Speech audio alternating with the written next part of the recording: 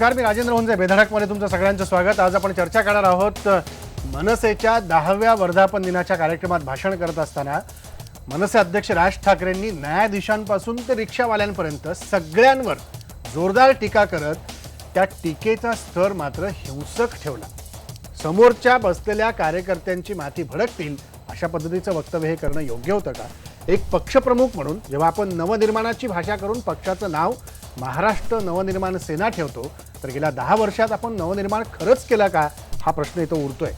आणि त्याचबरोबरीने जनतेला महाराष्ट्राच्या ब्ल्यूप्रिंटचं आत्तापर्यंत आपण फक्त एक मृगजळ दाखवलं. हे स्वप्नवत होतं, हे स्वप्न पूर्ण करणार आहोत, याचं पुढे काय झालं हाही प्रश्न राहतो. त्यामुळे प्रत्येक निवडणुकीमध्ये ब्ल्यूप्रिंट येणार आहे असं म्हणत आपण अजून किती निवडणुका पुढे जाणार आहोत की केवळ आता होऊ घातलेल्या 4 प्रमुख महानगरपालिकांच्या निवडणुकीला आपलं काहीतरी अस्तित्व राहिलं पाहिजे म्हणून केलेली ही सगळी धडपड होती का असाही प्रश्न राहतो. त्यामुळे 3 महत्त्वाचे प्रश्न घेऊन आपण चर्चा करतोय. पहिला प्रश्न आपला असणार आहे की न्यायाधीशांपासून रिक्षावाल्यांपर्यंत टीकेचा भडीमार करणाऱ्या राज ठाकरे यांचा तोल गेलाय का? दुसरा प्रश्न असणार आहे मनसेची वाटचाल खळखट्याकडून नवनिर्माणाकडे कधी होणार? तिसरा प्रश्न आहे राज ठाकरेंना विकासाच्या नाशिक पॅटर्नचा आता विसर पडलाय का? या 3 प्रमुख मुद्द्यांवरती आपण चर्चा करणार आहोत. आपल्यासोबत स्टुडिओमध्ये IBN लोकमतचे कार्यकारी संपादक महेश म्हात्रे सर आहेत. आपल्यासोबत मनसेचे माजी जिल्हाध्यक्ष आणि आता ते भाजपमध्ये त्यांनी प्रवेश केला आहे आणि जे हे सगळं खळखट्याक प्रकरण आहे याचा चांगलाच अनुभव त्यांनी घेतला आणि परिणामी त्यांनी सोसलेला आहेत. अनेक केसेस, जवळपास 70-75 केसेस त्यांच्यावरती आहेत. मग या सगळ्या खटल्यांमध्ये मनसेने त्यांना किती साथ दिली ते स्पष्टपणे आपल्याला सांगतील. त्यामुळे राज ठाकरे म्हणतात की मी आत्ता झालं ते सांगितलं, काय करायचं मी तुम्हाला सांगणार आहे असं म्हणून काल रिक्षा जळा असं राज ठाकरे म्हणाले. त्यामुळे त्यापैकीच हे कार्यकर्ते मनसेमधले असताना होते. यांनी देखील खळखट्याकचा अनुभव घेतलेला आहे. पण त्यांचे अनुभव काय आहेत आणि आता त्यांनी का पक्ष सोडला ते सांगतील. आपल्यासोबत नितीन पवार आहेत, सरचिटणीस ऑटो रिक्षा संघटना संयुक्त कृती समितीचे पुण्यावरून. कारण जे नवे रिक्षा परवाने दिले जाणार आहेत त्या नव्या रिक्षा परवान्यासंदर्भात नवीन रिक्षा नंबर दिसला, प्रवाशांना खाली उतरावा, ड्रायव्हरला खाली उतरवा आणि रिक्षा पेटवून द्या असं वाक्य होतं राज ठाकरेंचं. त्यामुळे या सगळ्या मुद्द्यावरती रिक्षा संघटना काय विचार करते हे आपण त्यांच्याकडून जाणून घेणार आहोत. आपल्यासोबत येणार आहेत मनसेमधून बाहेर पडलेले माजी आमदार भाजपचे नेते प्रवीण दरेकर सुद्धा आणि आपल्यासोबत येणार आहेत मनसेचे नेते प्रवक्ते नितीन सरदेसाई देखील. मला सुरुवात विनोद वाघ तुमच्यापासूनच करायची, कारण ह्या सगळ्याचा वाईट अनुभव तुम्ही घेतलेला आहे आणि राज ठाकरे म्हणाले की आता नवीन कार्यक्रम तुम्हाला देतो. हे प्रत्येक निवडणुकीपूर्वीचं असंच वक्तव्य असायचं? याच्या अगोदर पक्ष स्थापनेनंतर बऱ्याच निवडणुकीपूर्वी असो की कुठलाही एखादा विशिष्ट वेळ असो त्यावेळेस पक्षाकडून हे आंदोलनं केले जाती किंवा पक्षाच्या कार्यकर्त्यांना आंदोलन करण्यास सांगितलं जातं. परंतु कुठल्याही पक्षात काम करत असताना, कार्यकर्ता म्हणून काम करत असताना नेते जे आदेश देतात त्याचं काम कार्यकर्ता हा निश्चितपणे त्या ठिकाणी करत असतो. जसं पक्ष म्हणजे कुटुंबाप्रमाणे असतं, एखादा कुटुंबाप्रमाणे आदेश द्यावा आणि कुटुंबातल्या सदस्यांनी तो पाळावा, तसंच पक्षात सुद्धा असतं. परंतु मग आदेश कुठला द्यायचा कुठला नाही हे त्या प्रमुखाने त्या ठिकाणी ठरवलं पाहिजे. एखादा आदेश दिल्यानंतर जर कार्यकर्ते त्या ठिकाणी आक्रमकपणे आंदोलन करत असेल, त्यांच्यावर गुन्हे दाखल होत असेल, त्याचे परिणाम नंतर काय होतील या सगळ्या बाबीचा विचार करून त्या ठिकाणी पक्षप्रमुखांनी आदेश दिले पाहिजे. शेवटी कार्यकर्ता तर कार्यकर्ता म्हणून काम करत असतो, ज्या पक्षात कार्यकर्ता असतो त्या पक्षाच्या नेत्याचे आदेश पाळत असतो. परंतु हे नेत्याने ठरवलं पाहिजे की कुठले आदेश द्यायचे आणि कुठले नाही. परंतु काही चुकीच्या आदेशानं जर कार्यकर्त्याच्या आयुष्याचं नुकसान होत असेल तर असे आदेश मात्र नेत्यांनी देऊ नये, जेणेकरून कार्यकर्त्यांना त्याचा परिणाम भोगावा लागेल. जेणेकरून कार्यकर्त्यांना त्याचा सगळा परिणाम भोगावा लागेल असे आदेश नेत्यांनी देऊ नये असं हे माजी कार्यकर्ते आहेत मनसेमधले, माजी जिल्हाध्यक्ष आता ते भाजपमध्ये गेलेत. नितीन सरदेसाई देखील आपल्यासोबत आलेले प्रवक्ते महाराष्ट्र नवनिर्माण सेनेचे. पण नितीन सरदेसाई तुमचेच कार्यकर्ते जे आता तुम्हाला सोडून गेले आणि ते म्हणतात की अशा पद्धतीने आदेश देताना कार्यकर्त्यांचा विचार आधी पक्षप्रमुखांनी करावा की कार्यकर्त्याला काय भोगावं लागू शकतं. मला असं वाटतं की कदाचित ते दुसऱ्या पक्षामध्ये गेल्यामुळे त्यांचं मतपरिवर्तन फारच लवकर झालेलं असावं. परंतु आजही बहुसंख्य कार्यकर्ते मनसेमध्येच आहेत, काही हाताच्या बोटावर मोजणारे व्यक्ती वगळता.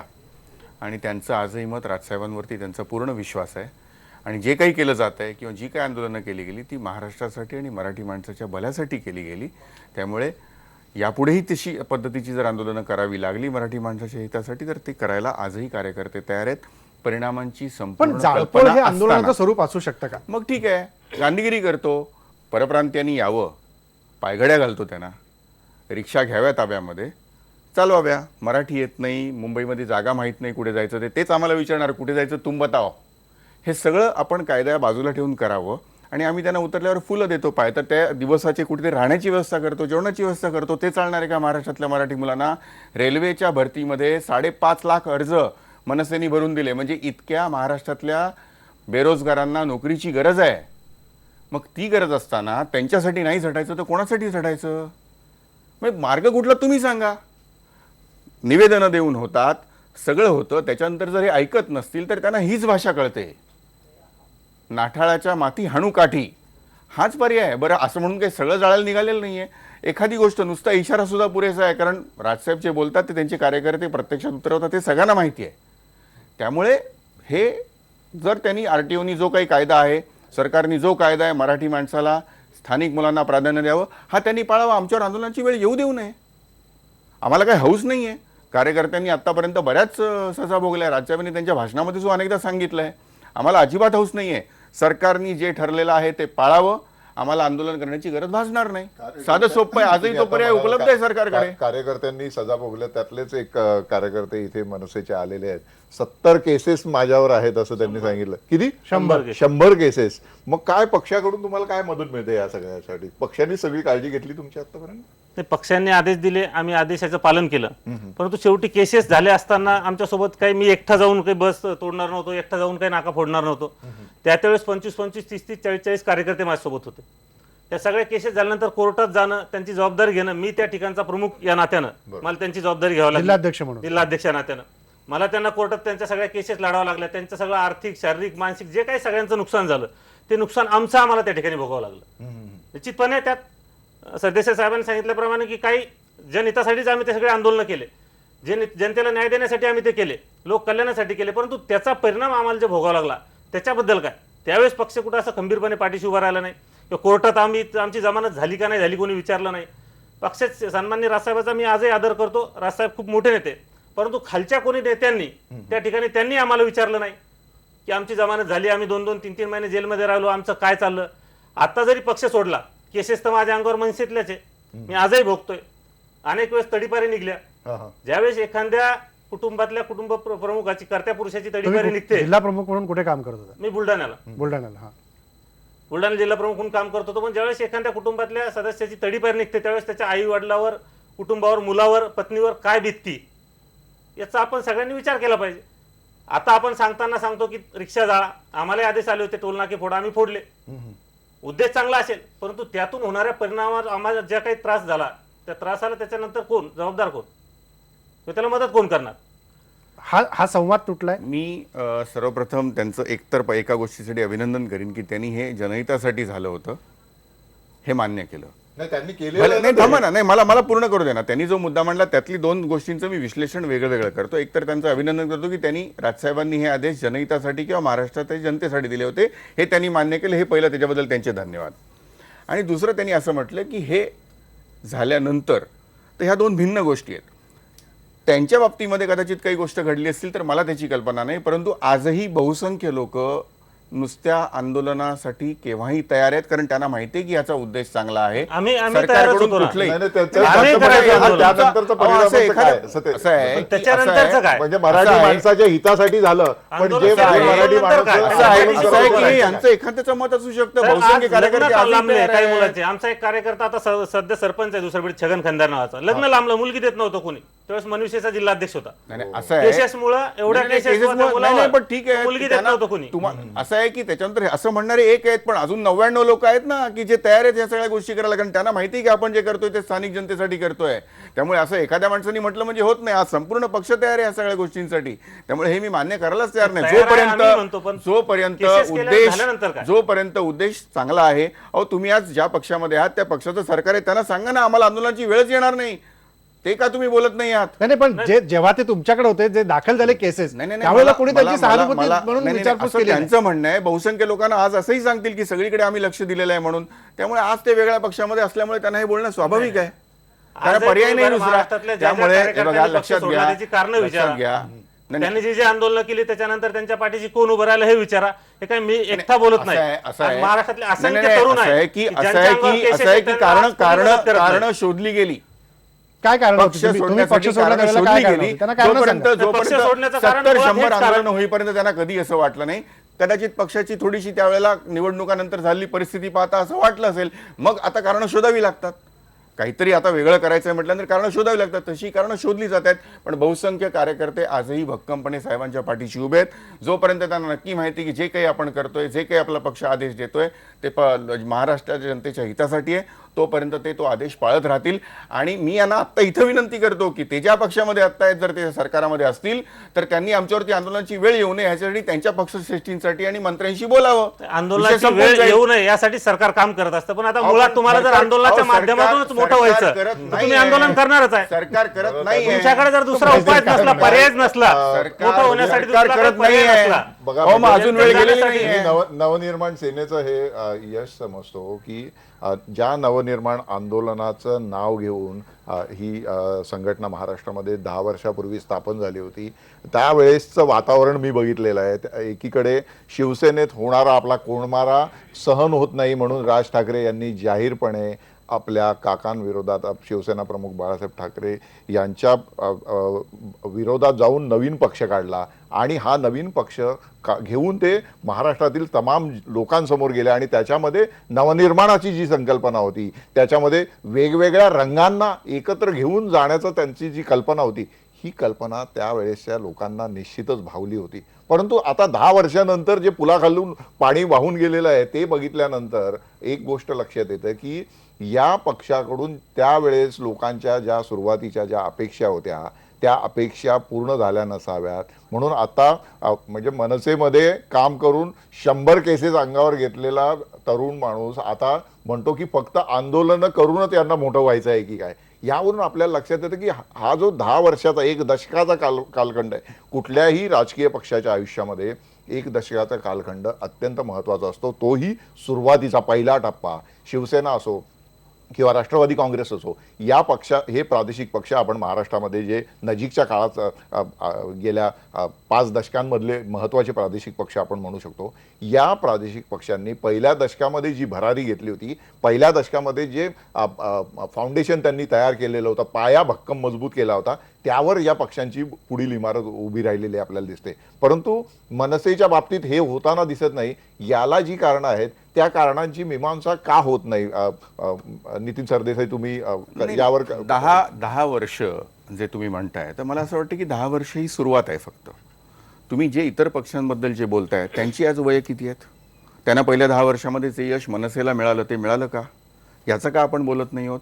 पहिल्यामुळे तुम्हाला एक थोडंसं आठवण करून द्यायची. आज तुम्ही 10 वर्षाच्या कालखंडाचा विचार केलात म्हणून मी तुम्हाला सांगतो.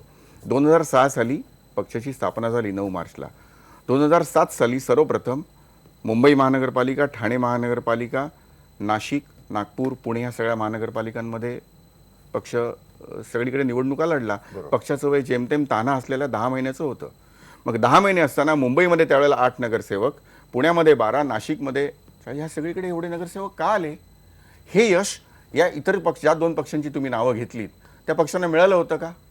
राष्ट्रवादी तर आल्या त्यांनी एक वेगळी भूमिका घेऊन ते लोकांच्या समोर गेले आणि निवडणुका झाल्या परत त्या पक्षामध्ये विलिनीकरण. त्यामुळे त्यांच्याबद्दल तर मी काही बोलूच शकत नाही. ती तर वेगवेगळ्या यशस्वी असणाऱ्या आणि निवडून येणाऱ्या लोकांची बांधलेली मोळी आहे. त्यामुळे त्यांना आपण बाजूला ठेवू. पण ज्या दुसऱ्या पक्षाचं नाव तुम्ही घेताय त्यांच्या बाबतीत ते घडलेलं नव्हतं. त्यामुळे हे जर मनसेच्या बाबतीमध्ये घडलं असेल तर लोकांचा तो विश्वास असा आहे की काही वेळेला लाटा येतात, काही वावटळ येते, त्याच्याबरोबर काही थोडासा पालापाचोळा उडूनही जातो. पण म्हणून वृक्षभक्कम आज त्या जागी तसा आहे, त्याला काहीही झालेलं नाही आहे. आणि 10 वर्षामध्ये ह्या 1-2 निवडणुकामध्ये हार आली म्हणजे यापुढे तसंच होईल असं म्हणण्याचं काही कारण नाही आहे. आजही राजसाहेबांच्या पाठीमागे प्रचंड जनता आहे, त्यांच्यावरती आजही विश्वास आहे आणि नजीकच्या भविष्यकाळामध्ये हे सगळं बदलताना चित्र तुम्हाला दिसेल. मला सरदेसाई साहेबांना सांगायचं की राजसाहेबांनी निवडणुका आल्या की राजसाहेबांनी एखाद्या आंदोलनाची भाषा करायची, तोडफोडची भाषा करायची, कुठतरी कार्यकर्त्यांना एखाद्या एसट्या फोडायला लावायच्या, बसेस जाळायला लावायच्या, रिक्षा फोडायला लावायच्या आणि फक्त त्यातूनच निवडणुका जिंकायच्या, त्यातूनच निवडणुकातून लोकांचं मत मिळवायचं, त्यातूनच प्रसिद्धीच्या माध्यमात राहायचं. हे किती दिवस चालणार आहे? शेवटी पक्षात एक पक्ष फळी असते, एक 2 नंबरची फळी म्हणतो आपण, 3 नंबरची कार्यकर्त्याची एक फळी असते. त्यांच्यानंतर सुद्धा अनेक जण होते. 13 आमदार पक्षाचे होते. यांनी कुठलं काम केलं? आज सरदेसाई साहेब या ठिकाणी आहे की पक्षवाढीसाठी म्हणून तुम्ही सांगताय की ठीक आहे, सुरुवातीच्या काळात पक्ष स्थापनेनंतर काही आमदार निवडून आले, नगरसेवक निवडून आले, हे कमी दिवसात आले, काही सुरुवातीच्या काळात करिश्मा चालला, पण त्यानंतर लोकांना जे नवनिर्माण तुमच्याकडून हवं होतं ते कुठं दिसायला तयार नाही. आज जर 10 वर्ष होऊन जर ते नवनिर्माण तुम्हाला कुठंच दिसत नाही जगाला हेवा वाटण असा महाराष्ट्र जर तुम्हाला घडवायचा, त्याच्या दिशेनं वाटचाल कुठेच दिसत नाही, तर मग लोक किती दिवस तुमची वाट बघणार? आणि दुसऱ्या फळीतले नेते म्हणून तुम्ही स्वतः काय करता? तुम्ही आतापर्यंत किती कशा पद्धतीने जनहिताची कामं केली हे सुद्धा लोकांना सांगितलं पाहिजे. आज प्रवीण दरेकर असेल, वसंत गीते असेल, हे चांगल्या मोठ्या मोठ्या नेत्यांना जर पक्ष सोडायची वेळ येते तर ही का आली? ह्या सगळ्या बाबीवर आपण सखोल चर्चा केली पाहिजे, याचं आत्मचिंतन तुम्ही केलं पाहिजे. शेवटी आज पक्ष चालवताना नाही कसं आहे की तो पक्ष कसा चालवायचा आणि त्याचे आत्मचिंतन करायचे, ते काय करायचं ते आम्ही करू. त्याचा तुमच्याकडून सल्ला घेण्याची काही पक्षावरती अजून वेळ आलेली नाही. आणि दुसरी गोष्ट अशी की तुम्ही ज्या पक्षाबद्दल आता बोलताय, तुम्ही आता कुठल्या पक्षात, मला वाटतं भाजपमध्ये आहे, बरोबर आहे? त्या पक्षाची स्थापना जनसंघ म्हणून 1952 साली झाली, बरोबर आहे? त्याच्यानंतर त्यांच्यावरही फक्त दोन खासदार येण्याची वेळ खूप वर्षानंतर आलेली होती. त्याच्यानंतर आता तुमची सत्ता आली, तो आलेख म्हणजे वाढत गेला ना, अशी कमी वेळ नाही होत नाही होता. त्याच्यापेक्षा ते 2 फक्त वरती आले होते. 2 वरून आज 200 वर गेले. त्याच्यानंतर 13 दिवसामध्ये 282 सरकार पडलंही होतं. 282. 13 दिवसाचं सरकार पडलंही होतं. त्यामुळे अशी एखादी वेळ आली, एखादी लाट आली, म्हणजे तसं सगळं झालं असं समजू नका. जे त्या लाटेबरोबर झालं, आज लोक बाहेर काय बोलतायत त्याची थोडीशी चाचपणी करून बघा. नजीकच्या भविष्यकाळामध्ये तुम्हाला अनेक गोष्टींची उत्तरं द्यावी लागणार आहेत, त्याचाही तुम्ही विचार करा. सोडून गेले, मी मगाशी म्हटलं, एखादी लाट येते, एखादी वावटळ येते, त्याच्याबरोबर पालापाचोळा उडून जातो, पण वृक्ष आपल्या जागी आजही भक्कम उभा आहे.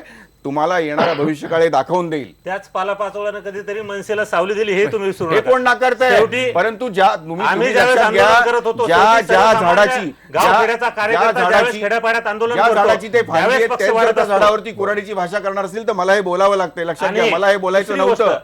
जसा शिवसेनेचा एक फरक होता, शिवसेनेचा उगम हे मुंबईत झालं होतं आणि त्यानंतर ती गावखेड्यात पोहोचली होती. परंतु सरदेसाई साहेब, तुम्हाला या ठिकाणी खात्रीनं सांगतो की मनसेचा उगम जरी मुंबईत झाला होता तरी आमच्या सारख्या गावखेड्यातल्या कार्यकर्त्यांना मनसेला महाराष्ट्रात त्या ठिकाणी नाव दिलं कार्यकर्ते होतं. आम्ही आजही त्या बरोबर ठिकाणी आहेत. आंदोलन केली एक होती. काही आम्ही त्या ठिकाणी कार्यकर्ते केसेस गेले घेतल्या. म्हणजे म्हणून पक्ष मनसेचा वीक त्या झाला ठिकाणी नाव असं होतं. तुम्ही अजिबात मान्य करायला मी तयार नाही. काही कुठलाही कार्यकर्ते पक्ष गेले संपत असतील, नसतो, जमलं पण नसेल तुमची, कार्यकर्ते का जातात तुम्हाला याचं आज सुद्धा आत्मचिंतन नाही तुम्ही केलं त्याचं पाहिजे. आत्मचिंतनची आम्ही करायचं जर करू. आज आम्हाला तुम्ही सांगता 100 म्हणून ते केसेस- सत्य 100% हे मान्य आणि करायला मी आम्हाला ते तयार बोलायचा नाही. अधिकार, कारण आम्ही ते भोगलं.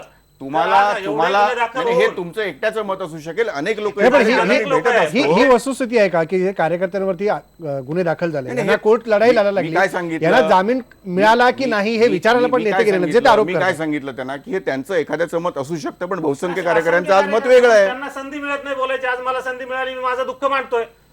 तुम्ही एक कायदेन लोकमतच्या वतीने जाहीर महाराष्ट्रात कुठेतरी कार्यक्रम घ्या, ते जसं निवडणुकीच्या वेळेत घेतो आपण. बरोबर. अनेक कार्यकर्ते तुम्हाला बोलतील, अनेक कार्यकर्ते दुःख मांडतील. आता हे जसं तुमचं दुःख आहे तसं ते रिक्षावाल्यांवर पण काही दिवसांनी झाल्यानंतर येणार आहे. नितीन पवार, तुम्हाला काय वाटतं ज्या प्रकारे राज ठाकरेंनी काल वक्तव्य केलं? राज ठाकरेंचं जे वक्तव्य आहे त्याच्यामुळे 2 गोष्टी घडल्या. ते मूळ जे वक्तव्य आहे ते आम्हाला बिलकुल मान्य नाही, त्याचा मी निषेधच करतो. पण दुसऱ्या गोष्टीसाठी मला त्यांचं अभिनंदन यासाठी करायचं आहे की ते काही बोलले आणि काहीतरी जाळपोळ, फोडतोड अशा गोष्टी त्यांनी केल्या की ज्याच्याविषयी केलं त्याच्याकडे तुमचं लक्ष जातं. त्यामुळे रिक्षाच्या प्रश्नाविषयीकडे तुमचं लक्ष गेलं, त्याबद्दल त्यांचं अभिनंदन केलं पाहिजे. कारण मूळ जो मुद्दा आहे त्याच्यातला, त्याच्यावर थोडीशी चर्चा व्हावी असं मला वाटतं. त्यांनी त्याची पार्श्वभूमी सांगितली की रिक्षाची परमिटं किती दिली गेली पाहिजेत आणि ती दिली गेलेली आहे त्याला काही आधार आहे का? तर मला आठवणीसाठी सांगायचं की जेव्हा दिवाकर रावतेंनी परिवहन मंत्री या नात्याने परमिटचं जे धोरण जाहीर केलं त्यावेळेस मुंबई परिसरामध्ये 2 लाख म्हणजे ठाणे, कल्याण, मुंबई आणि मूळ मुंबई धरून आणि इतर ठिकाणी परमिट संख्येच्या 25% परवाने आम्ही देणार असं जाहीर केलं आणि मराठीचा पण उद्घोष केला. त्यावेळेस पहिल्यांदा आम्ही त्याचा दुसऱ्याच दिवशी त्याच्यावर टीका करून निषेध केला होता की त्यांचं जे मराठी प्रेम आहे ते बेगडी आहे. कारण त्यांनी स्वतः महाराष्ट्र परिवहन कायदा त्याचा ड्राफ्ट प्रसिद्ध केला आहे, तो इंग्रजीत केला आहे. आणि दुसरी गोष्ट, जी या परमिटची संख्या त्यांनी जाहीर केली आहे तिला कसलाही शास्त्रीय आधार नाही आहे. विशिष्ट क्षेत्रामध्ये किती रिक्षा किंवा सार्वजनिक परिवहन वाहनं लागणार आहेत त्याच्याबद्दल काही निकष सांगितलेत परिवहन कायद्यामध्ये, ते कसले न पाळता परिवहन मंत्र्यांनी म्हणजे गडचिरोलीत सुद्धा 25% जादा परवाने आणि पुण्यात सुद्धा 25% जादा परवाने, म्हणजे पुण्याची 50,000 संख्या रिक्षाची घेतली तर 12,500 जास्त. म्हणजे कशाला घरबंद नाही. एवढ्या रिक्षा गरज आहे का याची? पुण्यामध्ये जेव्हा सर्व्हे झाला त्यावेळेस 1,08,000 रिक्षा हा VPR म्हणजे व्हेकल पॉप्युलेशन रेशो असा ठरलेला होता. त्याच्याऐवजी आता जर 12,500 वाढणार असतील तर मुळात आत्ताच पुण्यात रिक्षाची गरज नाहीये. त्या पार्श्वभूमीवर त्यांचं वक्तव्य आहे आणि त्याचा फायदा जर वाहन उत्पादकाला होणार असेल तर ती शंका लोकांच्या मनात येणं साहजिक आहे. त्या शंकेला त्यांनी राजकीय वात लावलेली आहे आणि ते राजकीय नेता म्हणून त्यांचं काम आहे. मला स्वतःला ते मान्य नाहीये, कारण आमची जी भूमिका आहे रिक्षा संघटनेची ती जात, धर्म, पंथ, प्रांत निरपेक्ष अशी आहे. त्यामुळे त्यांचं वक्तव्य मान्य होणार की नाहीये, पण त्यामागची जी त्यांनी त्याचा आधार घेतलेला आहे त्याचा मात्र विचार केला पाहिजे. आम्ही त्यावेळेस तो मुद्दा उपस्थित केला होता. आजही सार्वजनिक वाहन संख्या किती असली पाहिजे शहरांमध्ये याच्याविषयी माध्यमांनी सगळ्यांनीच एकत्र येऊन विचार करण्याची गरज आहे. तो मुद्दा मला वाटतं की आपण चर्चेच्या केंद्रस्थानी घेतला पाहिजे. वाहन संख्येच्या मुद्द्यावर तर येऊ आपण, पण प्रवीण दरेकर देखील आपल्यासोबत आलेले आहेत, भाजपचे नेते आहेत. प्रवीण दरेकर, जे वक्तव्य कालचं वर्धापन दिनाच्या निमित्ताने समोर आलं, तर पुन्हा एकदा आपण महाराष्ट्र नवनिर्माणाकडे वळतोय की महाराष्ट्रामध्ये आहे हे वाद वाढवून पुन्हा एकदा राजकीय वातावरण ढवळण्याचा प्रयत्न करतो? काय वाटतं तुम्हाला? नाही, सन्माननीय राज ठाकरे साहेबांची जी कार्यपद्धती आहे त्या पद्धतीनं ते काही नवीन बोलले असं मला त्या ठिकाणी वाटत नाही. परंतु आपण जर बघितलं तर आताचा राजकारणाचा असणारा ट्रेंडने आताची एक नवी पिढी राजकारणात येते. मराठीला न्याय मिळाला पाहिजे या भूमिकेशी जरी आम्ही कुठल्याही पक्षात गेलो तर या महाराष्ट्रामध्ये मुंबईमध्ये मराठी माणसाला स्थान पाहिजे याविषयी दुमत असायचं कारण नाही. त्याविषयी आम्ही त्याच पद्धतीनं ठाम आहोत. परंतु आता रिक्षा जाळा वगैरे असं जर म्हणणं असेल तर आताच्या येणाऱ्या पिढीला हे डायजेस्ट होत नाही. मी तर कालची सभा मी स्वतः त्या ठिकाणी मी बघितली आणि आमच्या नेहमीच्या सभांमध्ये जो एक स्पॉन्टेनियसली जो प्रतिसाद असतो, आम्ही तर राजसाहेबांनी एखादी भूमिका घेतली तर मी स्टेजवरून टाळ्या मारून त्याला प्रतिसाद दिला याची क्षणचित्र पण मी काल बघितली. परंतु आता तुम्ही ना तुमच्या भूमिकी जी मराठी माणसांसाठी आहे ना त्यासाठी नेमक्या योग्य गोष्टी काय करायला पाहिजेत त्याचा अभ्यास करून प्रसंगी त्या ठिकाणी तोडफोड करावी लागली, आपल्या सगळ्या टप्प्यांवर मागण्या मान्य म्हणून झाल्या नाहीत तर ते चुकीचं ठरेल. आज एका बाजूला त्या ठिकाणी मराठी भाषा त्या ठिकाणी आली पाहिजे ही भूमिका शासनाने घेतली, रास्त आहे. दिवाकर रावतेंनी त्यांचं समर्थन केलं, दिवाकर रावतेंनी भूमिका मांडली. मुळात 42-43 हजार त्या ठिकाणच्या रिक्षा परमिट होते आणि आपली भूमिका ही आपल्या कृतीच्या माध्यमातून सुद्धा सिद्ध करता येते. मी एक मराठी माणूस म्हणून मी राज्याच्या परिवहन मंत्र्यांना भेटलो. त्यांना सांगितलं मुंबईतली जी लायसन आपण देणार आहात त्याला जर फंडिंग करायचं असेल तर जिल्हा बँक म्हणून मी पुढे येतो. उद्या मुंबईतली मराठी बेरोजगार मुलं पुढे जर आलीत, गिरणी कामगारांच्या मुलांना त्या ठिकाणी रिक्षा देत आहेत, परंतु उद्या गिरणी कामगारांच्या मुलांना पुन्हा रिक्षाला पैसे कोण देणार? बरोबर. तर त्या ठिकाणी अत्यल्प व्याजदरात त्या ठिकाणी कर्ज देण्याची भूमिका सुद्धा जिल्हा मध्यवर्ती बँकेचा अध्यक्ष म्हणून मी घेतले. तशा प्रकारचा आम्ही निर्णय त्या ठिकाणी बँकेचा केलेला आहे. म्हणजे आपल्याला मराठीचं प्रेम आहे हे त्या ठिकाणी कृतीतनं सुद्धा त्या ठिकाणी दाखवण्याचा मी प्रयत्न केला. परंतु राजसाहेब काही वेगळं बोललेत असं मला वाटत नाही. मगाशी नितीन पवार म्हणाले तेही खरं आहे की त्यांची एक कामाची एक वेगळा ढाचा आहे. भारतीय जनता पक्षाचा एक DNA वेगळ्या पद्धतीनं काम करत असतो. शिवसेना मनसे बऱ्यापैकी जवळपास त्यांची कार्यपद्धती आहे. काँग्रेसची एक वेगळी प्रणाली आहे आणि त्याच्यामुळे त्यांनी रिक्षा जाळा तोडा फोडा बोललेत हे मला नवीन वाटत नाही. तुम्हाला बाकी कोणाला नवीन वाटत असेल त्याच्यामुळे त्याच्यावर मला काही पण असं होऊन काय होणार आहे का? नाही, मला वाटत नाही असं होऊन. ह्याच्यामध्ये आपण भावना प्रकट करू शकू पण ह्याच्यामधनं फायद्यापेक्षा तोटेच जास्त येतील. कारण मी कालपासून सर्व ठिकाणी मी माहिती घेतोय बोलतोय तर आताच्या असणाऱ्या जनरेशनला हे आवडत नाहीये. निश्चितपणे आक्रमक भूमिका मांडलीच पाहिजे. मी तर राजसाहेब जे बोलले त्यावेळेला रस्त्यावर मी उतरलेलो आहे. टोल फोडायचं असेल मी पुढे राहिलेलो आहे, रेल्वे आंदोलन असेल मी लाट्या काट्या खाल्ल्यात, मी ॲडमिट झालेलो आहे. त्याच्यामुळे आंदोलनाच्या बाबत दुमत असायचं कारण नाही. पण थांबवा रिक्षा आणि जाळा अशा प्रकारचं एकदम थर्ड डिग्रीला जाणं, कारण कुठलेही एखादा आंदोलन एखादी प्रक्रिया ही नॅचरल ग्रोथ असायला लागतो. पहिल्या टप्प्यात आम्ही मागतोय, दुसऱ्या टप्प्यात आणखी पाठपुरावा करतो, तिसऱ्या टप्प्यात ऐकतच नाहीत आणि चौथ्या पट्ट्यात मग आम्ही कानफडीत वाजवतो. पण पहिल्याच फटका भेटला नाही की त्याला कानफडव, अशा प्रकारची भूमिका आताच्या जनरेशनला डायजेस्ट होत नाही असं माझं स्वतःचं मत आहे. नाही, त्यांनी आता जे सांगितलं की कर्ज देण्याचं त्यांनी जे सांगितलं ते चांगली अतिशय स्तुत्य गोष्ट आहे की मराठी मुलांना जर एखादी बँक कर्ज देणार असेल चांगली गोष्ट आहे, त्याचं नक्कीच स्वागत व्हायला पाहिजे. पण हा प्रश्न कधी येईल जर या सगळ्या प्रक्रियेमध्ये आपल्या मराठी आणि स्थानिक महाराष्ट्रीयन मुलांना जर त्यात रिक्षाची परमिट मिळाली तर आजची आकडेवारी नाही थांबा ना आता जे नवीन दिलं जात आहे त्याची आकडेवारी त्यांनी जाहीर करावं. त्यांनी जाहीर करावं नाही मला पूर्ण करू दे. त्यांनी जाहीर करावं आता ह्या प्रक्रियेमध्ये ज्या मुलांना तिथं परमिट मिळालेली आहे त्यांची नावासकट आकडेवारी जाहीर करावी. मग कळेल की किती मुलांना मिळाले. खरा मुद्दा हा आहे, आपण त्याच्यावर बोललं पाहिजे की दिवाकर रावते साहेबांनी सुरुवातीला सांगितलं पण प्रत्यक्ष प्रक्रियेमध्ये काहीतरी वेगळं घडलंय. हेच तर काल काल सांगण्याचा दिवाकर रावते प्रयत्न असं आहे. म्हणाले की मूळ प्रत्यक्ष- राज ठाकरेंनी या गोष्टीचा अभ्यासच मी केला नाही आणि सगळ्या डायरेक्ट सगळ्या गोष्टी गोष्टी सहमत मांडल्या. आहे. काहीतरी वेगळं घडलंय. मुळात- इथे मराठी मुलांना मिळालेलं नाहीये. संपूर्णपणे बोगस रेशन कार्ड, बोगस हे दिलेल्या लोकांना तिथे दिलं गेलेलं आहे.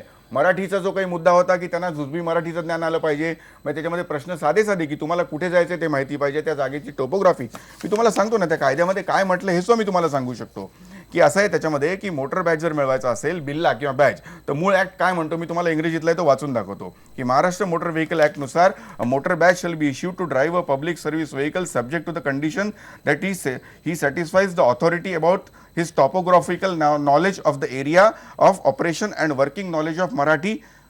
हे त्याच्यामध्ये स्पष्ट म्हटलंय. पण हे ही आधीपासूनच सगळी आहे. जी लोक आहेत, नाही नाही नाही नाही, पण आता नव्याने परमिट दिली जात आहेत की नाही, मग तेव्हा पळायला काय हरकत आहे? पूर्वी चूक झाली म्हणून ती यापुढे करत राहावी, याला कुठला अर्थ आहे मला सांगा? रिजेक्ट झाले ना भरपूर लोक. अहो तुम्हाला मी सांगतो, नाही झालं. तुम्ही आता त्यांनी ज्या ना परमिट आता दिलेली आहेत किंवा इरादा पत्र दिलेली आहेत त्यांची नावं काढून बघा. हे काढल्यानंतर आपण बोलतोय. बरं, दुसरं असं की ते आता रिक्षा ज्यांचे ते युनियन ज्यांची आहे नितीन त्यांनी पवार. सांगितलं की अधिक रिक्षांची गरज आहे का. तर हा मुद्दा एक चर्चेचा आहे की ह्याच्यामध्ये 70,000 ते 1,00,000 येतो. दुसऱ्या कोणाला तरी देण्यासाठी कुठल्या तरी उद्योगपतीला मिळेल म्हणून हा खटाटोप झालाय का? जर आपल्या स्थानिक मुलांना रोजगार त्यातून उपलब्ध होणार असेल तर तो जरूर व्हावा, त्याची ती गरज आहे. परंतु तसं नाही आहे याच्या मागचं कारण. तर या कारणावर सुद्धा चर्चा प्रवीण होणं दरेकर, गरजेचं काय आहे. नेमका प्रकार आहे? काल राज ठाकरे म्हणाले की हे सगळं भ्रष्टाचार निर्मूलनाचं वक्तव्य करतंय सरकार आणि त्याच्या पाठीमागनं चाललंय ते नाही, वेगळंच तसं आहे. पाहिलं तर मी दिवाकर रावतेंचं मनापासून अभिनंदन करेन. कारण सरकारात असताना सुद्धा मराठी आली पाहिजे हो. हे पण ठासून सांगणारा मंत्री कधीतरी पहिल्यांदाच या राज्यामध्ये दिसला. मग ते कुठले शिवसेनेचे आहेत, कुठल्या पक्षाचे आहेत, यापेक्षा त्यांनी ती भूमिका दाखवली. आता असणाऱ्या प्राप्त परिस्थितीमध्ये काही लोकांना पूर्णपणे दाखवता येईल, काही लोकांना दाखवता येत नाहीत. प्रत्येकाचा मार्ग वेगळा आहे. आणि मी तर म्हणेन आता 70,000 परमिट मुळात दिलीच गेली नाहीत. 70,000 परमिट हा 12,500 परमिटचं काहीतरी माझ्या त्याच्यामुळे माहितीप्रमाणे आकडा आहे. त्याच्यामध्ये मी तुम्हाला मराठी सांगतो. परमिट मोठ्या प्रमाणावर आहेत. एक मात्र मी या गोष्टीशी सरदेसाईंच्या सहमत आहे की त्याच्यामध्ये मॅक्झिमम मराठीना प्राधान्य असलं पाहिजे. अगदी 100% दिलं तरी काही दुमत असायचं कारण नाही. त्याच्यामध्ये मराठी हा टक्का कमी नसावा ही त्या ठिकाणी माझी भूमिका आहे. परंतु त्याच्यासाठी ऑल ऑफ सडन अशा प्रकारची भूमिका घेणं म्हणजे मला त्या ठिकाणी 34,000 34,000 नीट नाही, ऐका. नाही, नाही. त्यांनी आपण सांगितलं काय की होतंय? नवीन ऑटो दिसला, नवीन पाटी दिसली, 34,000 प्रवाशांना खाली उतरवा. प्रवाशाला खाली उतरा आणि त्या ऑटो चालकाला खाली उतरा आणि ऑटो जाळा. मला सांगा की समजा आता 70,000 परवाने त्यांच्या म्हणण्यानुसार वाटलेत, त्यात एकही मराठी माणसाला परवाना मिळणार नाही का? मग राजसाहेबांनी त्यात हे वाक्य कुठे नाही वापरलं की तो माणूस कुठला आहे, त्याला मराठी माणूस आहे का ते विचारा. उद्या होऊ शकतं नवीन आमच्या ऑटो मराठी कार्यकर्त्यांना माणसाला मिळालेला असला तरी तुम्ही जाणार. त्यांच्या भाषणाची एक तरी शैली तुम्ही असते, जाणार. त्याच्यामध्ये लोकांना आमच्या जे कळायचं ते नक्की नाही, कळलेलं त्यातच आहे. होतं, 34,000 15 बघा, पासून. 34,000 त्यात मराठी माणसाचा ऑटो जाऊ शकतो. 34,912 हे ऑटो परमिट त्यासाठी आता तिथे वाटप पण तुम्ही करण्याचं नवीन ऑटो त्यांचं तोडणार पत्र आहे. कसे? बरोबर आहे. तुम्ही फक्त त्या नवीन ऑटोमध्ये ऑटो नाही तोडणार. मी मला मुद्दा कंप्लीट करतो. तुम्ही बोलताना मी मगाशी नाही बोललो होतो. 34,912 हे रद्दबातल झालेले किंवा जुने परमिट बद्दल नवीन मिळणार आहे. याची आकडेवारी जे काही आता प्रक्रिया झाली ह्याची आकडेवारी त्यांनी जाहीर करावी. माझ्या मते अशी चर्चा करावीच लागणार नाही. लगेच उत्तर मिळून जाईल की ती कोणाला मिळाली आहेत. मला काय म्हणायचं, दिवाकर रावते साहेबांचा प्रयत्न जरी स्तुत्य मला कसं असला वाटतं? तरी सुद्धा तसं नाहीये प्रत्यक्षामध्ये घडलेलं, म्हणून तरी चर्चा आहे. संपूर्ण माहिती घेऊन बोलतोय की असं घडलेलं नाहीये. प्रवीण तुम्ही काय म्हणाले या नाही, संदर्भात? याच्यामध्ये कसं आहे, आता परमिट पाहिजे ना. परमिटची प्रक्रिया जेव्हा सुरू होते तेव्हा आम्ही लोक सजग असणं अत्यंत आवश्यक आहे. शेवटी एक ती प्रोसेस आहे. मग आता आपले जर तिथं 10,000 अमराठी लोकांनी अप्लाय केलं असेल आणि आपण फक्त 5-50 लोकांनी असू, तर त्याच वेळेला सुद्धा आपण जागरूकपणे मराठी मुलांनी परमिटसाठी अप्लाय केलं पाहिजे. परमिटसाठी आवश्यक असणाऱ्या गोष्टींची पूर्तता केली पाहिजे. मग ज्या वेळेला आम्ही मराठीची भूमिका बोलतो त्यावेळेला खळपटाक आवश्यक आहे तिथे केलं पाहिजे. पण बेसिक वर्किंग पण करणं आवश्यक आहे ना. आता मी पण सरदेसाई साहेबांना माझे मित्र आहेत खास ते. आज बऱ्याच दिवसांनी मी विधानसभेत त्यांच्या बाजूला बसायचो, त्यापासून आज मला वाटतं मी बाजूला बसतोय. त्यांनी मला सांगावं परमिट मिळण्यासाठी कुठलं शिबिर घेतलं, परमिट मिळण्यासाठी कुठला कॅम्प टाकला. मी आज टाकतोय. जिल्हा बँकेच्या RTO office Ghatkopar, RTO office Borivali, RTO office Andheri 3 ठिकाणी आम्ही बँकेचे स्टॉल टाकतोय. तिथे प्राधान्यानं जे आणि मला मराठी असं मुलं सांगा. असतील त्यांना द्या. ती प्रोसेस करा ना, नो प्रॉब्लेम. मी तर त्या चळवळीतला आहे. मी आजही काय भारतीय जनता पक्षात गेलो आणि उद्या अन्याय झाला तर मी काय असा काय हातावर हात घडी घालून बसणार नाही. त्याला जशाच तसं उत्तर देऊ. पण त्यापूर्वी ज्या कन्स्ट्रक्टिव्ह गोष्टीची प्रोसेस करणं आवश्यक आहे ती करण्यासाठी आम्ही काय केलं याचं मला सरदेसाई साहेबांनी उत्तर नाही, द्यावं. मला असं सांगा की एखाद्या राज्यामध्ये एखादा कायदा पूर्वीपासून आहे मोठ्या अपेक्षा आहेत की नवीन सरकार आलंय, पूर्वीच्या सरकारने तो सरदेसाई पाळला नाही. साहेब, ना, आपण मला रेल्वेच्या मला वेळेला मला आपण मला केलं असं होतं. सांगा की संपूर्णपणे त्यांनी जर तो कायदा, नवीन सरकार आलेला आहे त्याच्यामध्ये दिवाकर रावते साहेबांनी बोलताना सुरुवातीलाच सांगितलं की आम्ही मराठी माणसांना प्राधान्याने देऊ, पण दुर्दैवाने ते घडलं नाहीये ना, म्हणून हे करावं लागलं. असं वाटलं की आज ते सुरुवातीपासूनच दिवाकर रावते जे मंत्री आहेत त्याचे ते बोलतायत, त्यांचा उद्देश प्रामाणिक वाटला असेलही प्रामाणिक, मला नाकारायचं नाही, पण प्रत्यक्षात प्रक्रिया, मग ते प्रशासनाचा दोष आहे, अधिकाऱ्यांचा दोष आहे, हा शोधणं त्यांचं काम आहे. ते जर घडलं नसेल तर त्याच्याविरुद्ध आवाज नाही का उठवायचा. म्हणून तर म्हणतो आम्हाला खरंच वाटलं होतं की पूर्वीच्या सरकारची एक भूमिका वेगळी होती, मी येतो, आताच्या नितीनजी येतो, सरकारची मी भूमिका break नंतर वेगळी आहे, बोलतो. पण तसं घडताना दिसत नाही, म्हणून हे बोलावं लागतंय. जर ते मराठी माणसांना ती मिळाली असतील तर स्वागत आहे, उत्तम आहे, आम्ही काही बोलणार नाही. तसं घडलं नाहीये, तुम्ही माहिती घ्या. ते घडलं नाहीये, त्याची नावं समोर येतील ना. माझं सरदेसाईनं अत्यंत नम्रपणे सांगणं आहे की जर आपण ती प्रोसेस आपल्याला माहित आहे ना, आपण रेल्वेच्या भरतीच्या वेळेला आपण फॉर्म भरण्यासाठी आपण जर- सेंटर्स उघडली होती. जर एखादा कायदा तिथं आहे- माझं पूर्ण ऐका तुम्ही, प्रोसेस केली होती. आता माझी आपल्याला विनंती आहे, तसं काय मला आता तुम्हाला सांगण्याचा अधिकार नाहीये, परंतु तुम्हाला विनंती आहे, अजूनही जे त्यातली मराठी मुलं असतील, जी काय असतील, त्यांना रिक्षा कशा मिळतील, त्यांना परमिटमध्ये काय अडचण आहे का, त्यांची उद्या बाकीच्या भानगडी, त्याच्यासाठी एक यंत्रणा आपल्याला कामाला लावूया ना. ती यंत्रणा रिक्षा कामाला जाळण्यापेक्षा हे केलेलं चांगलं आहे. रिक्षा जाळण्यापेक्षा हे केलेलं चांगलं आहे ना. जाळणं फार सोपं आहे हो. नाही पण लक्षात जाळण्यासाठी लक्षात घ्या की जाळण्यासाठी एक काडीपेटी तुम्ही मला- लागणार, एक थोडीशी एखादी पेट्रोलची बाटली लागणार. त्यांना आम्ही माहिती आहे बरं त्यातलं चांगलं. आम्हाला चांगलं माहिती आहे, त्याला माहिती आहे आम्ही अच्छा, काय केलं, पण त्या ह्या प्रोसेसला वेळ लागतो. आता सरदेसाई साहेब पण आमच्या प्रोसेस मधला माणूस आहे. आता विधानसभेत पक्षात मी काम केलंय, ते आमची एक वेगळी भूमिका सांभाळायची आहेत. आम्ही असेच करत होतो, पण आता आम्हाला नंतर कळायला लागलं की आता लोकांना असं आवडत नाही. बरोबर. त्याच्यामुळे लोकांना बदलायचं ना, आपण बदललं पाहिजे. नाही, असं कारण आहे. शेवटी मी काय म्हटलं, गरजेप्रमाणे राजकारणामध्ये जे लोकांना आहे ना, ते आपण केलं पाहिजे. रेल्वे भरतीच्या एक काय वेळेला- होता, लोकांना कणकवलीत म्हणलं की आवडायचं, आताच्या पिढीला नाही आवडत. रेल्वे भरतीच्या बाबतीमध्ये जे घडलं, रेल्वे भरतीच्या बाबतीमध्ये या आंदोलनानंतर त्या परीक्षा मराठीमध्ये व्हायला लागल्या. या आंदोलनाचं यश आहे, हे तुम्ही मान्य आम्ही कराल. होतो त्या आंदोलनात, बरोबर आहे, हे मार तुम्ही, खायला. मला तेच म्हणायचं, हे तुम्ही मान्य कराल की नाही. मग प्रश्न असा आहे की जे नवीन सरकार आलं त्यातले मंत्री स्वतः तीच भाषा बोलतायत की नाही आम्हाला मराठी माणसांना द्यायचंय. स्तुत्य उपक्रम आहे, पण प्रत्यक्ष जेव्हा ते घडलं त्यामुळे काही करावं लागलं नाही, पण प्रत्यक्ष जेव्हा ती नावं बघायला लागली आणि काय होतंय ते त्याची जाणीव झाली, अनेक पत्रकार त्या ठिकाणी होते, तेव्हा ह्या गोष्टीचा उलगडा झाला. चुक्याबरोबर ओलं जाणार मुद्दाम तो का? आहे. जो नाही, विनोद नाही. वागणी बेसिक प्रश्न केला, नाही, उद्या त्या असं आहे. मराठी गरीब मुलाची रिक्षा असेल, त्याचे आई वडील काबाड कष्ट करून रिक्षा घेणार कर्ज घेऊन, आणि तुम्ही ती त्यातला माणूस त्यातली माणसं बाहेर काढून जाळली, अहो, आणि आत्ता ती जेव्हा मराठी ती- माणसाची असल्यावर आत्ता काय जेव्हा ती करणार? नावं समोर येतील ना तेव्हा याचं उत्तर मिळेल, आपोआपच ही प्रक्रिया थांबणार आहे, तुम्हाला मी सांगतो. नाही आता ही प्रक्रिया मागे असे झालेलेच ते आहे. होणारच नाही. नाही, कदाचित असं होऊ शकेल. वेळच येणार नाही, मी तुम्हाला कदाचित सांगतो. असं होईल, कदाचित असं होऊ वेळच येणार शकेल, नाहीये. एखाद्या वेळच मराठी येणार माणसाने नाही. रिक्षा घेतली, प्रक्रिया- एखाद्या मराठी माणसाने रिक्षा घेतली आणि ते एका परप्रांतीयाला चालवायला दिली, हे समजणार कशी? मी तुम्हाला आता सांगतो की ती वेळच येणार नाहीये. या इशाऱ्यानंतर ही सगळी नावं जेव्हा समोर येतील तेव्हा दूध का दूध पाणी का पाणी तेव्हाच होणार आहे, तेव्हा सगळं तुम्हाला होईल. कळणार आहे की काय झालंय ते, आणि मग त्या मंत्र्यांना आदेश मागायला घ्यावा लागतो की नाही हे ब्रेक तुम्ही घेऊ, बघा. ब्रेक नंतर परत येऊ. ही चर्चा आपली पुढे चालू राहणार आहे, छोट्याशा ब्रेक नंतर परत येऊ.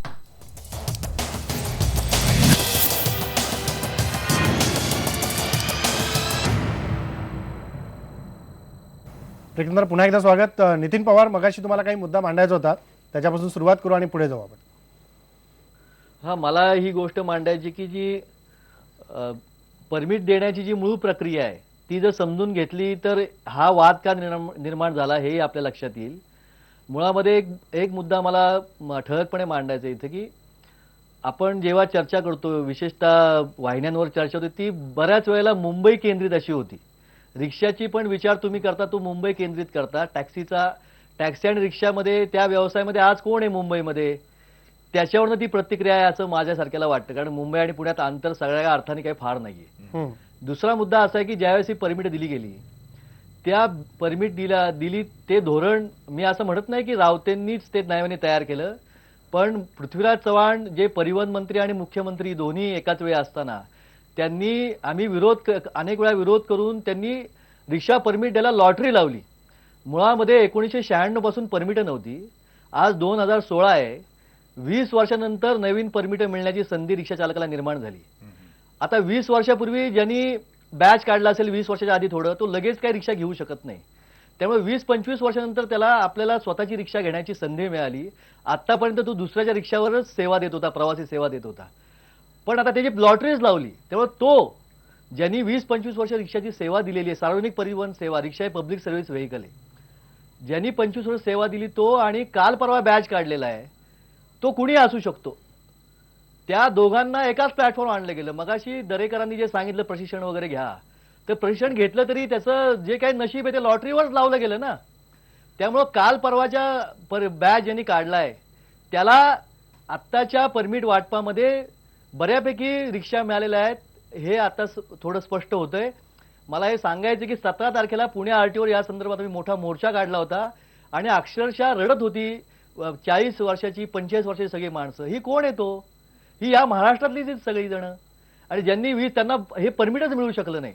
त्यामुळे यातला आम्ही जी मागणी केलेली की सगळ्यात जुना रिक्षा चालक आहे या ज्यांनी 20 वर्ष सर्व्हिस दिली, त्याला म्हणजे सगळ्यात जुना त्याला पहिल्यांदा परवाना मिळाला पाहिजे, आणि त्यानंतर त्याच्यापेक्षा नवीन, त्यापेक्षा नवीन, आणि दुसऱ्या टप्प्यामध्ये जे रिक्षा चालक 50च्या आत गेलेले आहेत, म्हणजे आपण आत्महत्याग्रस्त शेतकऱ्यांना परवाना देण्याची घोषणा केली, तिच्याबद्दल मी काही म्हणत नाही, ठीक आहे. पण जो रिक्षावाला पुण्यामध्ये तर सगळ्यात जास्त वाहन संख्या आहे, प्रदूषणामध्ये एवढ्या ट्रॅफिक जॅममध्ये सेवा देतो, त्याचा अकाली निधन होतं, शेतकऱ्यासारखीच त्याची परिस्थिती आहे, त्याच्या पत्नीला का नाही मिळवा परमिट? तर ह्या 2 बदल जर केले गेले तर ह्या गोष्टी चांगल्या होतील. मध्ये त्यांनी शिक्षणाची अट घातली होती, रावतेंचं अभिनंदन केलं पाहिजे की त्यांनी शिक्षणाची अट काढली. म्हणजे मला रिक्षा सेवा द्यायला पूर्वी मी 4थी-5 असताना बॅच काढलेला तर मी ड्रायव्हर म्हणून चालत होतो, नंतर 8वी झालं तर चालत होतो, पण परमिट द्यायला मात्र पृथ्वीराज चव्हाणांनी 10वीची अट घातली, ती यांनी काढली, आणि ज्याला बॅच आहे त्याला या लॉटरीमध्ये भाग घेता येईल हे केलं. तर माझं असं म्हणणं आहे की लॉटरीची अट काढली तर यातल्या पुढच्या टप्प्यामध्ये परवाना वाटपणा सगळ्यात जुना आहे त्याला पहिल्यांदा दिलं तर हे सगळे वाद हे संपून जातील असं माझं मत आहे. नाही, त्यांच्या या मताशी मी काही अंशी सहमत आहे. ही जेव्हा 20-20, 25-25 वर्ष जुन्या ज्यांनी त्यासाठी परवाना मिळण्यासाठी अर्ज केलेले आहेत त्याच्यामधले बहुतांश आपल्या प्रांतातले आहेत. म्हणजे अशा पद्धतीचे काही जर निकष लावले गेले तर स्थानिक मुलांना रोजगार मिळू शकतो. त्यांनी सांगितलं की तिथे माणसं रडत होती त्यांना मिळालं नाही म्हणून, लॉटरीमध्ये नाव आलं नाही म्हणून. तर अशा पद्धतीचे काही निकष लावावे आणि करावं ना, काहीच हरकत नाही आहे. त्यांचा हेतू प्रामाणिक आहे असं जर आपण मान्य केलं काही वेळासाठी तर त्यांनी हे जरूर करावं, त्याचं स्वागत करू आम्ही. पण काहीही करावं आणि आपल्या इथल्या स्थानिक महाराष्ट्रातल्या मुलांना त्याच्यापायी रोजगार उपलब्ध व्हावा. त्याच्या व्यतिरिक्त जे काही प्रश्न आहेत की तितक्या नवीन रिक्षांची गरज आहे का त्या शहराला वगैरे, हे मुद्दे वेगळे आहेत. आत्ता या क्षणाला ते तितकेसे महत्त्वाचे नाही आहेत, पण ते आत्ता आलेले आहेत. म्हणून दुसऱ्या गोष्टीला जी राजसाहेबांनी म्हटली की उद्योगपतीला त्याच्याकडे उपलब्ध असलेल्या रिक्षा विकण्यासाठी काहीतरी हे केलं गेलं आहे का, अशी शंका येण्यासाठी जो वाव आहे तो यामुळे आहे. त्यामुळे त्यांचे जे निकष म्हणतात ते कदाचित लावले जावेत. त्यांनी काही चांगलं होणार असेल मुलांसाठी तर व्हावं. प्रवीण, मला या सगळ्या पार्श्वभूमीवर मला एक प्रश्न, एक तटस्थ नागरिक म्हणून विचारायचा वाटतो की गेल्या 20-22 वर्षांमध्ये महाराष्ट्राचं राजकारण, विशेषतः मुंबईतलं राजकारण जवळून बघताना एक गोष्ट शिवसेना आणि मनसे याबद्दल आढळून आली, ती म्हणजे सातत्याने मराठी माणूस हा वडापाव बरोबर कधी सिम्बॉलाइज होताना दिसतो आणि आता तो रिक्षावाल्याबरोबर त्याची तुलना व्हायला लागलेली आहे. तर आम्ही कधीतरी या खालून वर उठणार आहोत की नाही? म्हणजे अत्यंत मूलभूत प्रश्न आज तुम्ही या ठिकाणी मांडलात. खऱ्या अर्थानं आता बदलत्या युगाबरोबर आपल्याला तसंच बदलायला हवं. वडापाव आणि याच्या पलीकडे जाऊन आपल्याला निश्चितपणे त्या ठिकाणी काम करावंच लागणार आहे. येणाऱ्या स्पर्धेत ज्या टेक्नॉलॉजी येत आहेत, जे बाहेर व्यवसाय येत आहेत, मोठ्या प्रमाणावर आणखी जास्तीत जास्त मराठी माणसांनी एकत्रित येऊन क्लस्टर टाईप त्या ठिकाणी बिझनेस डेव्हलप केले पाहिजेत, त्याची निश्चित आवश्यकता आहे. आणि हळूहळू त्यातनं मराठी मुलंही बाहेर पडत आहेत ना, अशातला भाग नाही. त्यांनासुद्धा विशिष्ट अशी ताकद देणं अत्यंत आवश्यक आहे. मी महेश कशासाठी सांगतो, ज्यावेळेला आमच्या इथून असतं ना तेव्हा कृती व्हायला पाहिजे. मी आज तुम्हाला सांगतो, इंडियन बेंच नावाचं एक मराठीच आपल्या व्यावसायिकांनी एक चेन उभी केली, जसं मॅकडॉनल्ड वगैरे असतात. आमचे मनोज चव्हाण मनसेचे आहेत, ते त्याच्यामध्ये त्यांनी स्वतःचं इंडियन बेंच सुरू केलं. मी त्यांना बोलवून घेतलं, मी पक्षापलीकडे जाऊन मी त्यांना विचारलं हे नेमकं कसं आपल्या मराठी मुलांसाठी करता येईल. मी त्यांना सांगितलं 50 ते 100 आपण अशा प्रकारचे आउटलेट करूया. मी जिल्हा बँकेला अध्यक्ष आहे ना, पक्ष आपला कुठे आडवा येत नाही. उद्या मराठी मुलांनी अशा प्रकारचे जर व्यवसाय केले, वडापावचा करतात ना, तो इंडियन बेंचच्या माध्यमातून चांगल्या 200-300 स्क्वेअर फीटच्या जागामध्ये ते दर्जेदार आंतरराष्ट्रीय पद्धतीनं आपण ते करूया. म्हणजे आपण करायचं ठरवलं तर कुठल्याही पद्धतीनं आपला उद्देश, मी आता मनसेत नाही म्हणून माझं मराठी स्पिरिट गेलेलं नाही आहे. मराठी इथल्या स्थानिक मुलांना, भूमिपुत्रांना न्याय मिळालाच पाहिजे, ही आमची पण त्या ठिकाणी भूमिका आहे. पण त्याच्यासाठी व्यापक स्वरूपात आता करणं आवश्यक त्या ठिकाणी आहे. म्हणजे कृतीकडे जास्त भर देण्याची गरज आहे. कृती कसं आहे माहिती आहे, तुम्हाला बोलण्याबरोबर जर कृती झाली ना तर त्याचा एक आणखी चांगला इम्पॅक्ट येतो. त्याच्यामुळं बोलल्यानंतर त्या ठिकाणी त्याच्या बाबतीत मुवमेंट त्या ठिकाणी झाल्या तर आणखी चांगल्या पद्धतीचं आपल्याला त्यातनं आउटपुट येतं आणि आपला जो उद्देश आहे तो उद्देश निश्चित प्रमाणामध्ये चांगल्या प्रकारे सफल होतो असं माझं स्वतःचं मत आहे. हा उद्देश सफल झाला पाहिजे. पण मला नितीन सरदेसाई तुम्हाला हा प्रश्न विचारायचा आहे की इतके दिवस जसं हे म्हणाले की खळखट्याची आता सवय राहिलेली नाही लोकांना.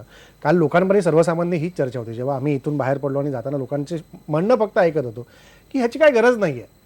तुम्ही जे गेल्या 10 वर्षापासून ब्ल्यूप्रिंटचं एक स्वप्न दाखवता लोकांना, त्याचं अजून पुढं काय झालं आम्हाला कळत नाही आहे.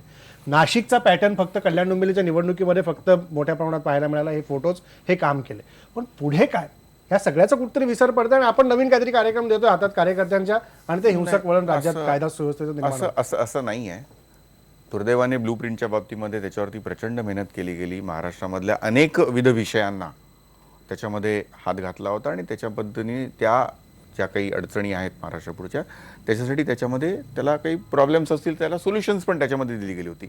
पण दुर्दैवाने त्यावेळची राजकीय परिस्थिती अशी किंवा ज्या दिवशी ती ब्लूप्रिंट जाहीर करण्यात आली त्याच दिवशी कुठेतरी युती तुटली त्याच दिवशी आणि त्यामुळे सगळ्या वाहिन्यांचा आणि सगळ्या गोष्टींचा जो फोकस होता तो अचानकपणे त्या गोष्टीकडे गेला. तो मुद्दा आहेच आहे. तो मुद्दा आहे. ठीक आहे ना. मग नाही पण त्यावेळेला तुम्हाला तसं वाटत नव्हतं, त्याच्यानंतर वाटतं त्याला आता मी काहीच करू शकत नाहीये. त्यावेळेला तुम्हाला तसं वाटलं नाही. असं आहे ब्ल्यूप्रिंट चांगली असेल बरोबर आहे. पण ती आता कृतीत त्याचा कधी त्याचा असेल? त्याचा कृतीत आणल्यानंतर कृतीमध्ये result मिळेल ती ना? गोष्ट कृतीमध्ये केव्हा आणली जाऊ शकते मला सांगा, जेव्हा तुमच्याकडे जर आज सत्ता 5-7 असेल वर्षापासून तेव्हा. तुम्ही blueprint तुमच्याकडे म्हणता, पण ती सत्ता जर कृतीत कधी असेल येणार? तुमच्याकडे सत्ता जर असेल तर ती ब्लूप्रिंट कृतीमध्ये आणणं शक्य असतं. ती नसल्यामुळे आता राहताऱ्याला नाशिक पॅटर्नचा विषय जो तुम्ही मगाशी मांडलात की नाशिक पॅटर्नमध्ये काय केलं आहे त्याच्यामध्ये त्यांनी चित्ररूप स्वरूपामध्ये दाखवलं. आता ते नाशिकच्या लोकांवरती अवलंबून आहे की त्यांनी त्याचं काय करायचं ते तो पुढच्या वर्षाला जे काय होणार आहे ते कळेल. त्यामुळे त्याच्यावर आपण त्यावेळेला बोलू. पण ब्लूप्रिंटमध्ये जे काही काम केलं गेलं होतं ते अतिशय चांगलं होतं. दुर्दैवाने ते ज्या पद्धतीने लोकांपर्यंत पोहोचायला पाहिजे होतं ते पोहोचलं नाही एवढं मात्र मी मान्य करेन. आणि आता प्रवीण भाऊंनी जो मगाशी विषय मांडला की रिक्षा आणि वडापाव ह्याच्या पलीकडे जर काही जाणार असेल मग ते मराठी माणूस सिलिकॉन व्हॅलीमध्ये जाऊन यशस्वी होतोय तिथे होणार असेल उद्योगधंद्यामध्ये तर त्यांनी यावं. वडापाव कशाला आहे? मोठे मोठे उद्योग करावे. जे काही मनसेच्या नेत्यांच्या अवतीभोवती जे सगळे लोक मोठे मोठे नेते असतात, शिवसेनेच्या नेत्यांच्या अवतीभोवती जे सगळे असतात ते बिल्डरच आपल्याला असलेले नाही, मला सांगा पण मग मराठी माणसांनी मला मुलांनी सांगा का- नाही नाही तसं- मला तशी सांगा कधी व्यवसाय व्यासपीठ- कुठलाही करणं म्हणजे गुन्हा आहे का हो? नाही नाही नाही, व्यासपीठावरून एक मिनिट, तशा इथे पद्धतीने- ही म्हणजे मानसिकता नाही, नाही, नाही, ही- नाही, ही- ही मानसिकता हा, ही मानसिकता स्वप्नांची आता जी विषय मानसिकता आता आहे. ऐरणीवर विषय कुठला आहे? रिक्षाचा आहे. तुम्ही जर म्हणता की बिल्डर असावेत किंवा काय नसावं का मराठी माणसाने नाही, होऊ असले नये? पाहिजेत. असले पाहिजे अधिक मध्ये व्हावं ना. प्रमाणात. जे म्हणून आमच्याकडे ज्या ज्या आपण जर हे मराठी हे प्रवीण भाऊ मानसिकताच रिक्षा प्रवीण भाऊ लावलं सुद्धा आणि नाही नाही, एक मिनिट वडापावचं मी गाडा प्रवीण भाऊ चालवलं, ही जर सुद्धा मानसिकताच तयार करून ठेवलं, आज तर वेगळ्या ते पक्षामध्ये कोणाला असले तरी हे मान्य करतील की कुठल्याही गोष्टीचं काम घेऊन आपल्याकडे जर मराठी माणूस आला तर त्याला मदत केलेली नाहीये का? कुठल्या व्यवसायासाठी मला तुम्ही सांगा. अगोदर सुद्धा केलेली आहे. त्यामुळे तो कुठल्या व्यवसायात आहे, तो काय करतोय, त्यांनी मोठं व्हावं, मराठी माणसांनी मोठं व्हावं ही एकमेव इच्छा होती, आहे आणि यापुढे राहील. पण विनोद मला कार्यक्रमात काही मिनिटं राहिले त्याच्या आधी तुम्हाला प्रश्न विचारायचा आहे की कार्यकर्ता म्हणून तुम्ही मनसे सोडला, आता तुम्ही भाजपमध्ये गेले, तर कार्यकर्ता लेवलला माणूस विचार काय करतो? आत्ता आपल्याला खळखट्याक करायचं आहे, दुकानं फोडायची आहेत, आंदोलनं करायची आहेत, केसेस अंगावर घ्यायचे आहेत की विकासाच्या दृष्टीने पुढचं पाऊल टाकायचं आहे? मी दोघांनाही विचार. सध्याच्या परिस्थितीनुसार विकासाच्या दृष्टिकोनातून काम केलं पाहिजे. जनतेला सुद्धा विकास आवडतो. आणि मी जसं मगाशी म्हणल्याप्रमाणे सरदेसाई साहेबांनी सांगितलं की आमची सत्ता नाही. जरी सत्ता नसली तरी ब्ल्यूप्रिंट जर प्रत्यक्षात ब्ल्यूप्रिंट चांगली असेल परंतु प्रत्यक्षात तुम्ही त्यावर जर काम करायला सुरुवात केली असती सत्ता नसताना तर निश्चितपणे लोकांनी तुम्हाला स्वीकारलं असतं. म्हणजे लोकांना कृतीयुक्त कामाची गरज आहे. लोकांना काम पाहिजे, लोकांना विकास पाहिजे आणि विकासाच्या दिशेने तुमची वाटचाल असली पाहिजे तर जनता निश्चितपणे तुम्हाला स्वीकारेल. नाही, कार्यकर्ता विषयाला म्हणून मी हात वर केला. मी स्वतःला एक कार्यकर्ता समजतो. आताच्या कार्यकर्त्याची मानसिकता अशी आहे, उद्या रिक्षा जाळायचं म्हटलं, कारण मी त्या प्रोसेसमधनं ग्राउंडवरनं गेलो आहे, सरदेसाई कबूल करतील. जामीन करायचा असतो, फोडायचा असतं, तोडायचं असतं, त्यावेळेला आम्ही एकमेकांशी संपर्क करायचो. आताचा कार्यकर्ता काय बोलतो, मी उद्या एखादी जाळली, मला पकडलं तर त्या ठिकाणी मला जामीन कोण करणार, सोडणार कोण? कारण या ठिकाणी आता तो विषय नाही आहे की आज पडलं की माझ्या घरची कौटुंबिक परिस्थिती काय, नंतर काय होणार. आता जे शक्य असतं ते आमचे सरदेसाई साहेब पण करतात, परंतु आता कार्यकर्ताच त्या ठिकाणी हतबल आहे की मला नाही हे जमणार, कारण माझी कुटुंब आहे, आई वडील आहेत, माझा मुलगा आहे, एक तर मी बेकार आहे. त्याच्यामुळे आताच्या कार्यकर्त्याची ती मानसिकता नाही. पहिले एक क्रांतिकारक होऊन गेले, त्यानंतरची पिढी गेली, परंतु आताचा जर तुम्ही ट्रेंड बघाल ना, तर पहिलं मी सिक्युअर्ड आहे का, माझं काय, माझं घर चालतंय का, माझ्या नंतर मी घराचं लष्कराच्या भाकऱ्या भाजायला तर माझ्या घरची चूल पेटते का, कार्यकर्त्याची आत्महत्या सुरू या होतील असं कार्यकर्त्याची मानसिकता माझं काय. आणि जर माझंच काही नाही ना, तर मी नाही दुसऱ्याच्या कानफाडीत मारू शकत. मी उद्या माझी घरची चूल पेटत नसेल तर मी दुसऱ्याची चूल पेटवायला सांगायला एक तर मला नैतिक अधिकार पण नाही आणि माझं मनोबल पण त्या ठिकाणी काम करत नाही. आम्ही आमच्या वेळेला केलंय. मागे काय होईल, आमच्याकडे पैसे आहेत की नाही, किती कोर्टात जामिनाला लागतील, त्यांनी केलंय, मी केलंय. आम्ही मुलं जेलमध्ये असताना ह्या सगळ्या गोष्टी एक एक तो काळ असतो, त्या काळानुरूप होत असतं. परंतु आता मी एक राजकीय कार्यकर्ता म्हणून अभ्यास करतोय. आताच्या कार्यकर्त्यांमध्ये त्या प्रमाणावर 2-5 लोक करतीलही, पण ॲट लार्ज म्हणून जे व्हायचं ते तुम्हाला काल परवा दिसलं असेल, येणाऱ्या काळातही ते त्या ठिकाणी दिसेल. नाही, काल परवा तर राजेंद्र एका महत्वाच्या गोष्टीत दिसलं.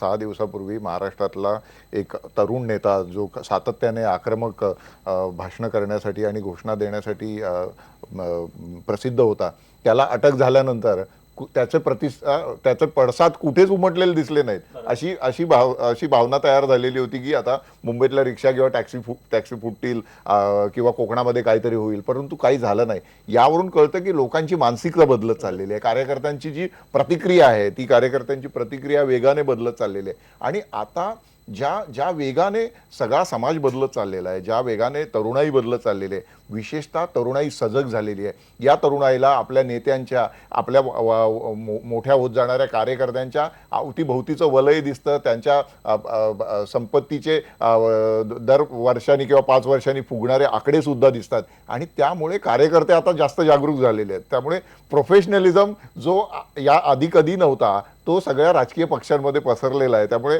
आता या भविष्यामध्ये अशा प्रकारची हिंसक आक्रमक आंदोलनं करण्यासाठी तरुणाई पुढे येईल का, हा सगळ्यात मोठा कळीचा मुद्दा आहे राजेंद्र. अगदी खरं आहे की तरुणाई पुढे येईल का. पण मला शेवटी प्रवीण दरेकर एक प्रश्न कार्यकर्ता म्हणून विचारायचा जो माझ्या मनात आला.